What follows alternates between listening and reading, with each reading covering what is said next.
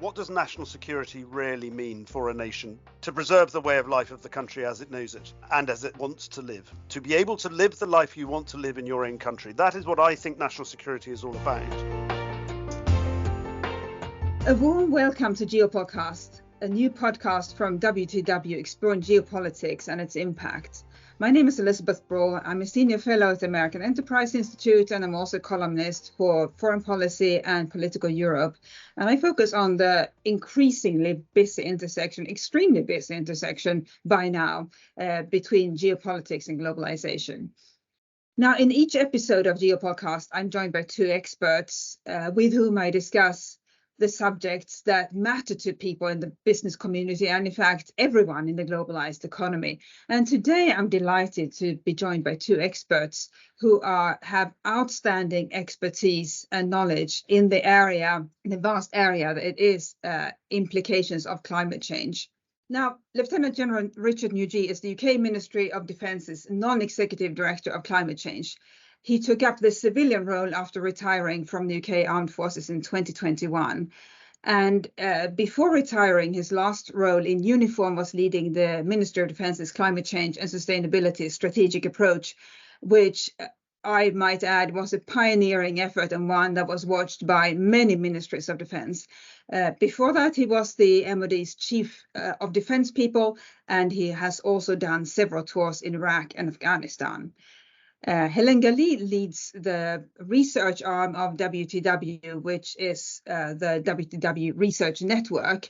And this network connects academics, universities, and think tanks, and indeed the business community, with the goal of better understanding future risks. And she has long focused on natural hazards, which actually goes back to her first job when she modeled flood risk, a timely subject if there was ever one. And I'm sorry to say this, but this episode of Geopolcast has perfect timing. As we record, Europe has just been through an unprecedented heat wave. And by unprecedented, I mean the worst heat wave since records began. We're seeing an increasing number of devastating wildfires, including on Hawaii. Beijing has seen its worst flooding in 140 years. And that's nothing compared to the impact of climate change in countries ranging from Ethiopia to Pakistan. And as we all know, climate change will create secondary challenges, including poor harvests and migration flows. Now, General Nugee, in your report for the MOD, you point out that climate change threatens peace, and you list the ways in which this can happen. Health crisis and civil unrest are two of them.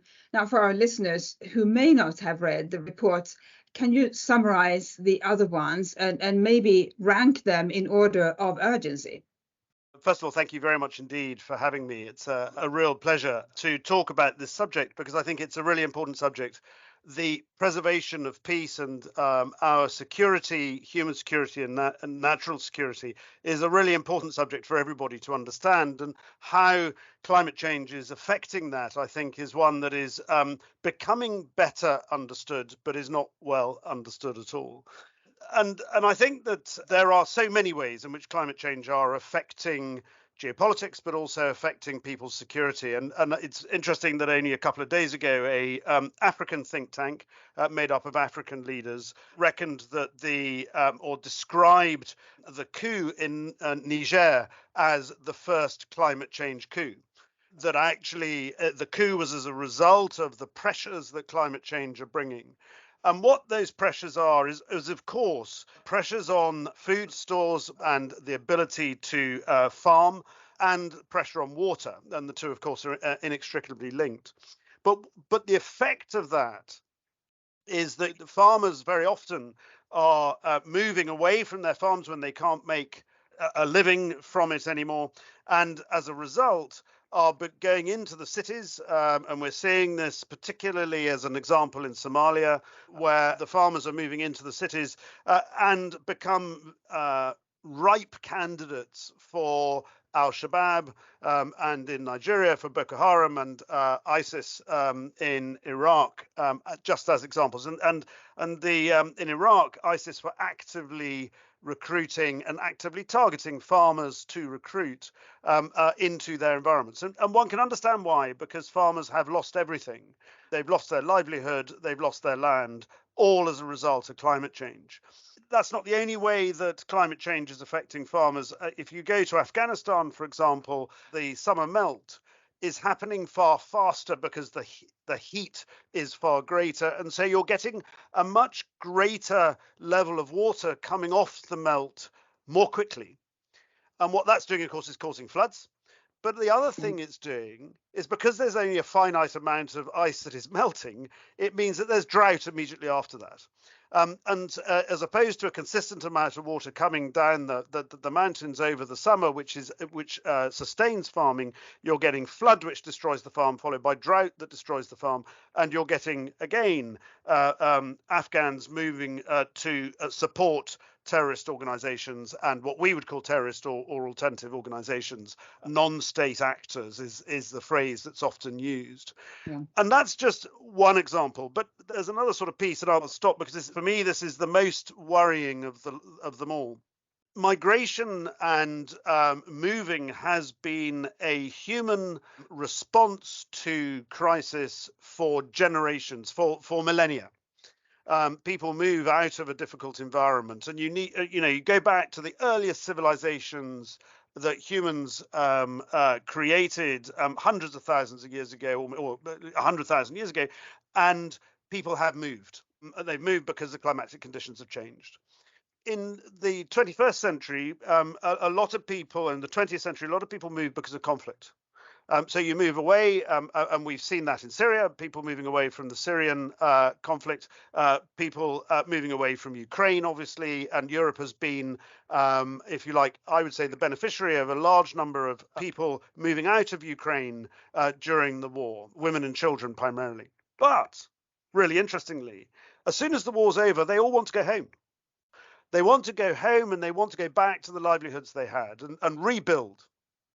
If you are the victim of climate change, you have stayed as long as you possibly can, because the thing that is destroying your ability to live is temperature and lack of water. And so you'll stay as long as you possibly can. When you move, you're forced to move. You can't go back because there's nothing to go back to. And you move with nothing because you've lost everything trying to stay there. So migration, I would argue now, the UN would say that 90% of those who move to a similar region, don't come out of the region.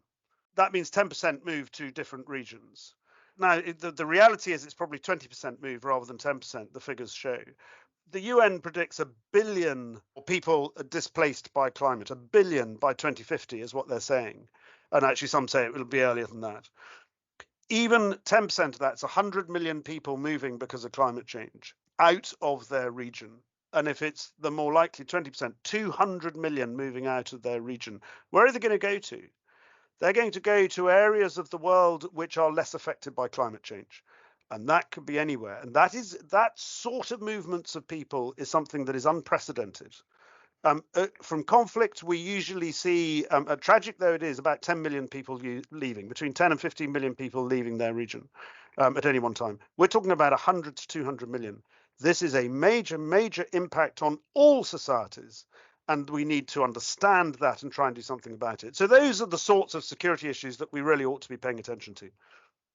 Yes, and as you say, neither temporary nor limited to a geographic region. As you were speaking, I thought of the Horn of Africa, where there have been constant conflicts. But if you're in the Horn of Africa and you're fleeing a conflict, you can at least flee to a neighboring country in the Horn of Africa. But the Horn of Africa is also a major victim of climate change. So there is no staying in the Horn of Africa if you're fleeing for climate change reasons, which will increasingly be the case. Now, Helene, against that background, where do we begin? And I want to ask you about companies, but maybe before I bring you in and talk about what the global private sector can do, General, if we can come back to you again, how can societies even prepare for such crises, and whose responsibility is it? And then we can ask Helene what companies can do. Well, I'll keep it very short because I could answer this for hours and hours, and forgive me, I probably would if I was given the chance. I think there are two very important aspects to this. One is that I've done sort of quite a bit of time trying to work out, what does national security really mean for a nation? What does security for a nation, national security, really mean? And what it really means, as far as I can tell, if you boil it right down to every individual country, and it'll be different for every country, it is to preserve the way of life of the country as it knows it. And as it wants to live, to be able to live the life you want to live in your own country. That is what I think national security is all about. Therefore, it is a government issue, and therefore the government should do something about it. Of every country, the government should do something about it. So what you do about terrorism, about conflict, which, as you say, all the countries south of the Sahel are in conflict now. It used to be one or two countries at any one time. Now it's every single country has a degree of conflict in it. That is a change. What do you do about it? I genuinely think there is opportunity here for countries that have the ability to support those countries that are most affected by climate change through not necessarily money, although that of course is a part of the equation, but through expertise, through innovation, through different technologies, to try and build resilience in those countries. And that's resilience in terms of adaptation, yes, but it's also resilience in terms of governance and resilience in terms of these countries are likely to go through some difficult times. If we can help them, obviously with their permission, and that's difficult in a conflict country as to who you're helping, but actually if we can try and build a consensus that actually there is an opportunity to build resilience. Bangladesh is a really good example. It's not in conflict, but actually it is really going to suffer from rising sea levels and floods. If we can build resilience in that country and help them build resilience, then I think there's an opportunity to try and reduce the migrant flows and reduce the incidence of conflict. And that, after all, is what we should be trying to do. That is a really good example, and also highlights how this goes far beyond small measures like measuring our own carbon footprint. That was yesterday. Now much more significant action is needed by governments in developed economies, developing economies preferably together, and indeed by the private sector. Helene, what do you think companies can do to be good corporate citizens in this really absolutely extraordinarily growing challenge? Thank you, Elisabeth, and thank you for setting the scene so well. Well, I think, unfortunately, companies are probably not doing enough, especially if we're talking about the security impacts of climate change, which are second-order effects of climate change. And I think it's hard enough to get governments and corporates to fully integrate in their strategy the more immediate impacts of climate change, extreme weather, chronic risk, liability risk, reputational risk. And sadly, these direct impacts are hiding the very real risks posed by a wide range of security impacts of climate change, as outlined by General Nugee. So in July this year, the Institute and Faculty of Actuaries published a report on the climate modeling done in the heavily regulated financial sector. And this report concluded that modeling is significantly underestimating climate risk. And amongst the many reasons, they found that modeling and scenarios ignore tipping points and ignore effects such as mass migrations. This type of highly likely yet ignored threat is called a grey rhino. And why are these grey rhinos largely ignored by companies? And I think it boils down to two main reasons. There's a short-sightedness and an inability to quantify. First, the short-sightedness. We have a combination here of the tragedy of the commons, so there's this short-sightedness in space, but also the tragedy of the horizons, the short-sightedness in time. And understandably, with limited resources, it's only natural that companies tend to focus on the here and now or the next few years. But probably the second and bigger challenge is the uncertainty and the difficulty to quantify those security impacts of climate change, and in particular, the material impact on the company's business model, their customers, their employees. There's no simple model around for companies to model those security impacts on their business. And if there was, the uncertainties of all the possible ramifications would be so overwhelming that it probably would be not terribly useful. But it does not mean, and it shouldn't stop people trying to grasp what material changes would be relevant for a particular company. And I think you just need a bit of imagination and courage to consider a few scenarios. So, for example, do you rely on water availability to cool your plants or to make whiskey? Do you operate in areas that are coming under water stress, and maybe this is bringing your interest in conflict with local communities or other sectors relying on water and jeopardizing your social license to operate in this area? I mean, these are likely scenarios to consider. Now, I think when you asked me the question, Elisabeth, about good corporate citizens, I think you put the bar a little bit high. And I don't think we have to go that far. It makes economic and business sense to look at those medium, longer term scenarios and to prepare for them. It's probably not enough, but I think it would be a very good start. And on that note, Helene, do you think there's also benefit to companies' reputation if they take real action, both in terms of reducing their own CO2 emissions and when it comes to helping their own countries and other countries live with the effects of climate change? I won't mention the company, but near me in London, there is the headquarters of a company that is a major CO2 emitter, and their logo on their headquarters is so small because clearly they are a bit embarrassed about their actions. And I think the next generation Z, is very aware of the effects of climate change, also because they will live with the effects of climate change. So do you think that sort of public pressure will, in essence, incentivize them to do more to reduce their CO2 emissions and to help mitigate the effects of climate change?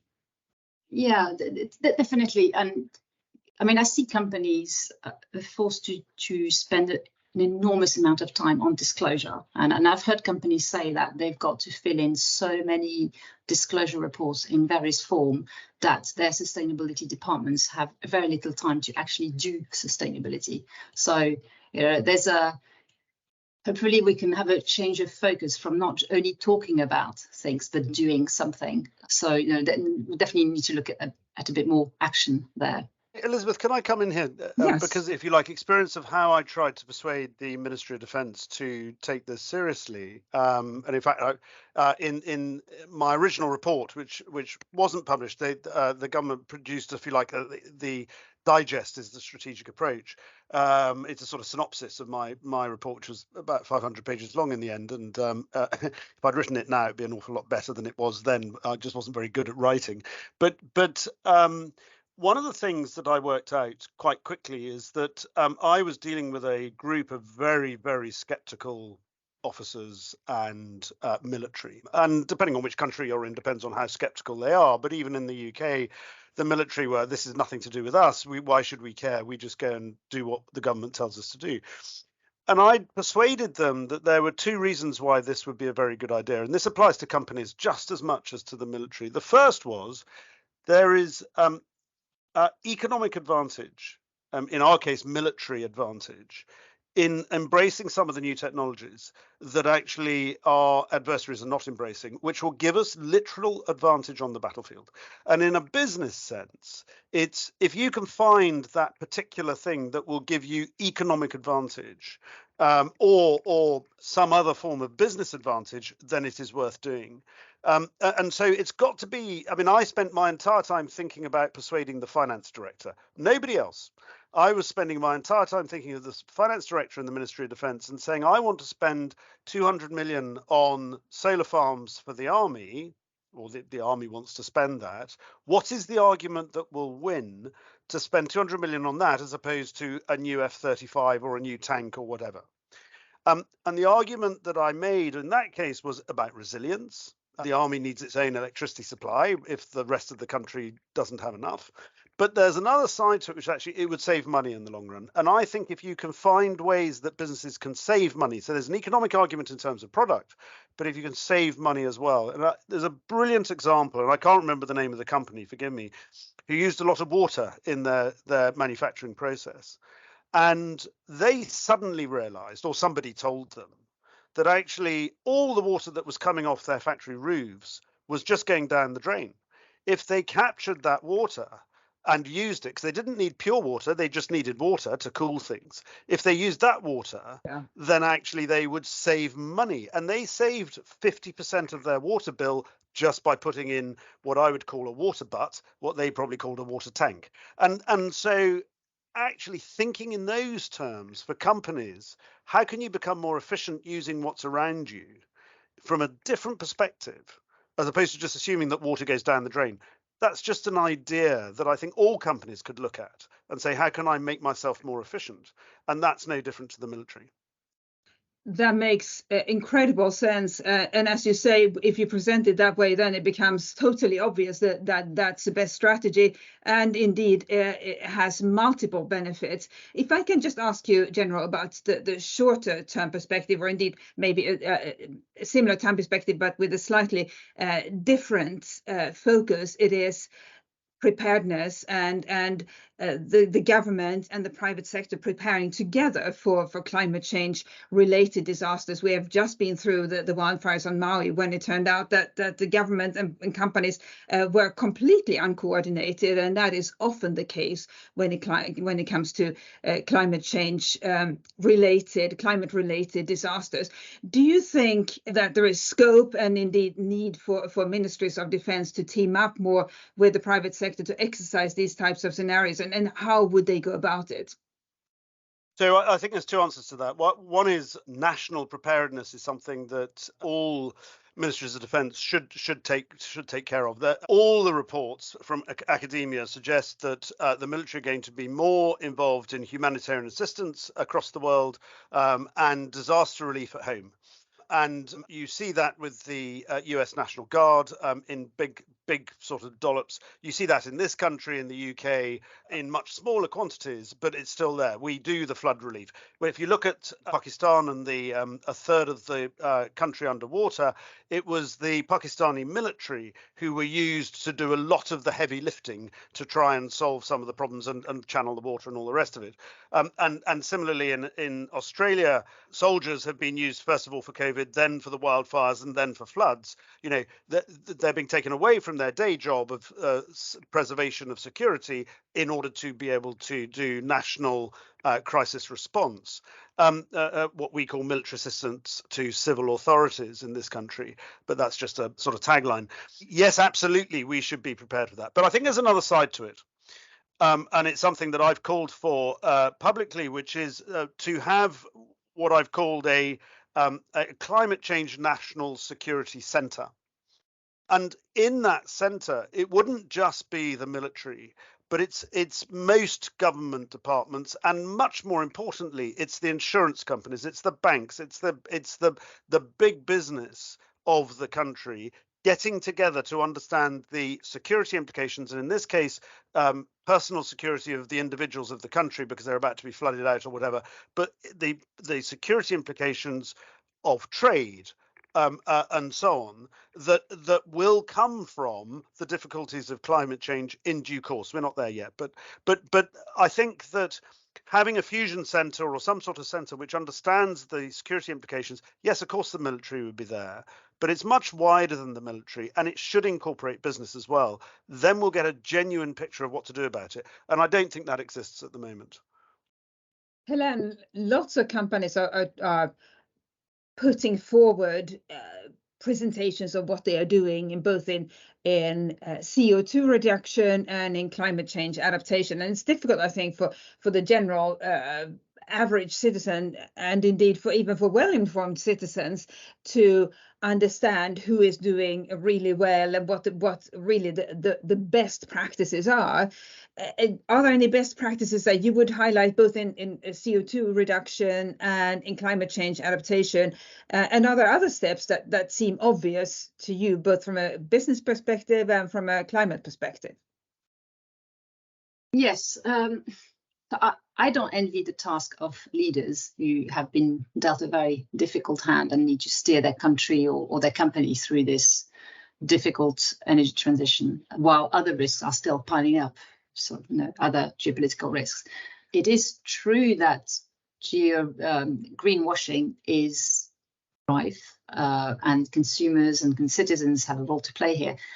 I worry about the backlash that is leading to greenwashing. Many companies, we notice, are shying away from publicizing their net zero emission targets to avoid scrutiny and allegations of greenwashing. And I think no one is winning here. So, where are things going to land?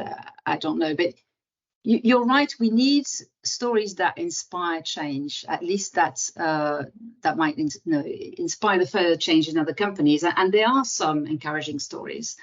For example, there's an energy company in Denmark, which in 2009 was getting 85% of its heat and power from coal. And that company was inspired by the UN climate summits, but also by local opposition to their operations. And so they formulated a radical strategy called 85-15, radically aiming for different power mix, 85% from renewables and 15% from conventional.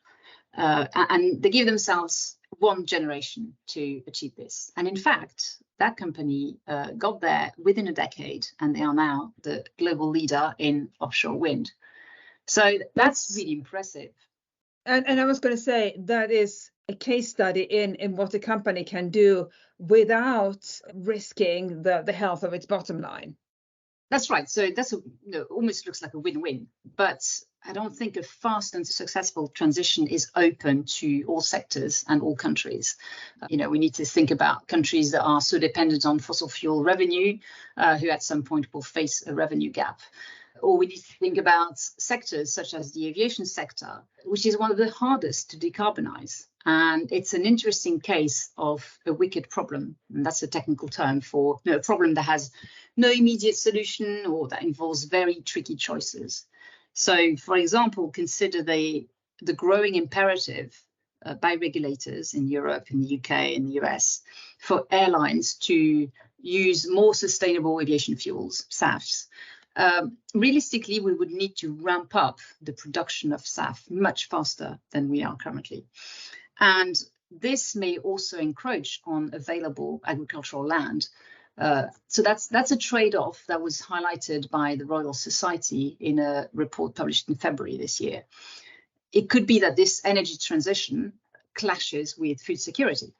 So this is a really a wicked problem, because there are alternatives such as hydrogen, and they're not yet within reach. And food security, the food supply chains are really expected to be disrupted and challenged by climate change. In the UK, we import 46% of our food.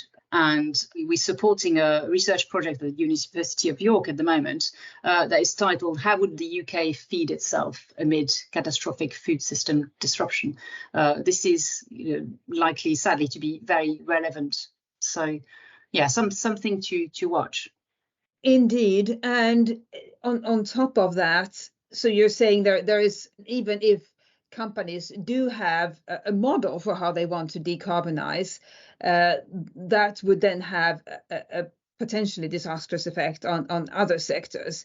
And on top of all of this, so we have companies that are trying some energetically, some less energetically, but they are aware that they need to reduce their CO2 emissions and adapt to changing climate. And we have the wider public of people who are confused, in some cases feel strongly about climate change and CO2 reduction, or I should say greenhouse gas reduction and climate change adaptation.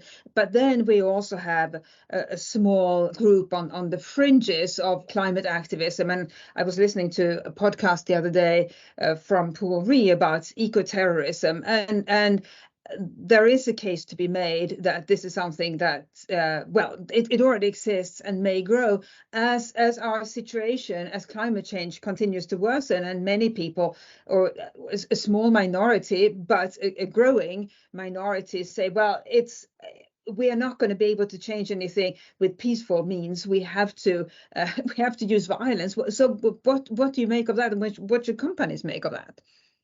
Yes, today we've explored various layers of the challenge, and one dimension I think we could explore more is this social dissent driven by climate change, driven also by the lack of decisive action to mitigate climate change. And to simplify, we can look at social dissent at very small scale, eco-terrorism, as you've mentioned, larger scale, environmental activist movements, and then that full societal scale of just looking maybe at consumer groups, the consumer power. And all these shifts are going to have very material impacts, obviously on national security, but also on businesses. And so that might be worth a separate podcast. But consider the disruption created by various activist groups such as Extinction Rebellion, Just Stop Oil. The business interruption goes beyond the companies that were targeted. There's a lot of collateral damage. This might increase. There's actually an argument, as I alluded to, that in the face of lack of action by governments and by business, some of those activists might get radicalized and might get splinter groups and more eco-terrorism. And at the moment, eco-terrorism only accounts for 0.1% of the incidents recorded in the global terrorism database. This could increase, and it might still remain a minority, but still have a material impact. And as you say, there's an excellent podcast produced by Pulvery on this topic. At the other end of the spectrum, we should also consider the power held by consumer groups. And I know that's a topic that you've written about, Elisabeth. Consumer boycotts can be triggered after geopolitical events. And we've seen the backlash for companies still operating in Russia after the invasion of Ukraine, but it could also be justified on environmental grounds. So, I mean, this is less dramatic, but it could have more impact. Consumer patterns are also shifting, also on environmental grounds, and that's a more pacific lever for change, but something that companies should look at. So hopefully we'll get more consumer pressures and less eco-terrorism. But overall, I think social dissent needs to be looked into more. General, we are out of time, but just in 5 seconds or less, what is the one thing that governments, ministers of defense, companies can do without setting in motion this whole unfortunate chain of events where climate change triggers second-order effects that we don't want either? Very briefly, understand their role in both improving emissions and improving the adaptation and the resilience of countries around them so that we reduce security problems and reduce conflict. Conflict is a real problem for climate change. Conflict produces huge emissions. Just look at Ukraine. So trying to avoid conflict is the right thing to do. And governments and ministries of defence should understand what the implications are of climate change in order to deliver conflict, and therefore to try and avoid it. Thank you, General Nugee. Thank you, Helene Galy, and thank you to our producer, Robin Pegg. And above, thank you all for listening to Geopolcast. I think we agreed that this is a subject we will have to revisit because climate change will continue to worsen, unfortunately, over the next few months and possibly years if we don't manage to come up with a radical solution that encompasses every country on our planet. But in the meantime, we will be exploring the implications of climate change here on Geopolcast. And in upcoming episodes, we'll also examine supply chain risks, sanctions, and much else. To get the episodes as soon as they are released, make sure to subscribe to Geopolcast. And you can find us via your usual podcast players. And please recommend us to your friends and colleagues as well. Until next time. Thank you for joining us for this WTW podcast featuring the latest perspectives on the intersection of people, capital, and risk. For more information, visit the Insights section of WTWCO.com. Willis Towers Watson offers insurance-related services through its appropriately licensed and authorized companies in each country in which Willis Towers Watson operates. For further authorization and regulatory details about our Willis Towers Watson legal entities operating in your country, please refer to our Willis Towers Watson website. It is a regulatory requirement for us to consider our local licensing requirements. The information given in this podcast is believed to be accurate at the date of publication. This information may have subsequently changed or have been superseded and should not be relied upon to be accurate or suitable after this date. This podcast offers a general overview of its subject matter. It does not necessarily address every aspect of its subject or every product available in the market, and we disclaimer all liability to the fullest extent permitted by law. It is not intended to be and should not be used to replace specific advice relating to individual situations, and we do not offer, and this should not be seen as, legal, accounting, or tax advice. If you intend to take any action or make any decision on the basis of the content of this podcast, you should first seek specific advice from an appropriate professional. Some of the information in this podcast may be compiled from third-party sources we consider to be reliable. However, we do not guarantee and are not responsible for the accuracy of such. The views expressed are not necessarily those of Willis Towers Watson. Copyright Willis Towers Watson 2023. All rights reserved.